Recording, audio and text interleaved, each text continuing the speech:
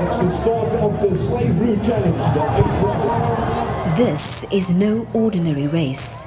It's aimed at creating awareness about the history of slavery in the Cape. The route takes runners through slave heritage sites in the city of Cape Town. We're standing here on the Grand Parade where slaves were whipped, where slaves were executed. Across the road, the castle of Good Hope. Now, those were slaves that built the castle. They actually built most of Cape Town. The Cape was a slave society for about 180 years. And in fact, slavery arrived with the Dutch East India Company. 1658, you have the first shipload of enslaved people brought to the Cape. They were mainly from around Angola, and they'd been captured by the Dutch from a Portuguese slave ship. In the same year, 1658, you have a second shipload from Dahomey, the Benin area. But after that, the focus shifts to the Indian Ocean areas of India, the Indonesian islands, Mozambique, Madagascar, and then with sprinklings from places like Zanzibar, even as far afield as the Philippines, and in fact, even a few Japanese people who end up in this building.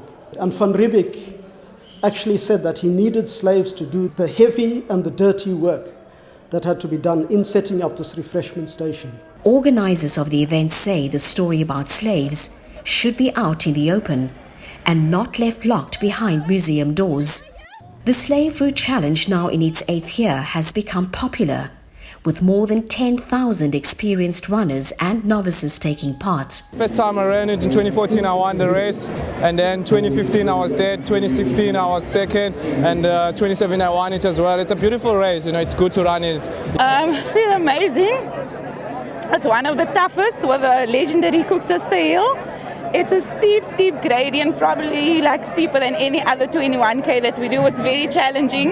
It takes you through a lot of iconic landmarks in Cape Town. The main attraction seems to be the steep Kusista Hill in the Boerkaap.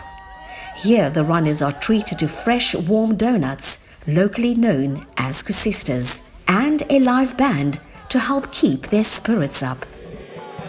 Most of the people in the Boerkaap are descendants of slaves. There was never recognition given to slaves.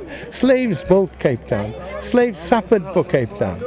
And today you find even the descendants of those slaves that get no recognition. There is not one slave statue in a recognition of a slave in Cape Town. So it's by time we tell the histories, at time we tell the truth, and it's time we do something about it. And events like this can only heighten that.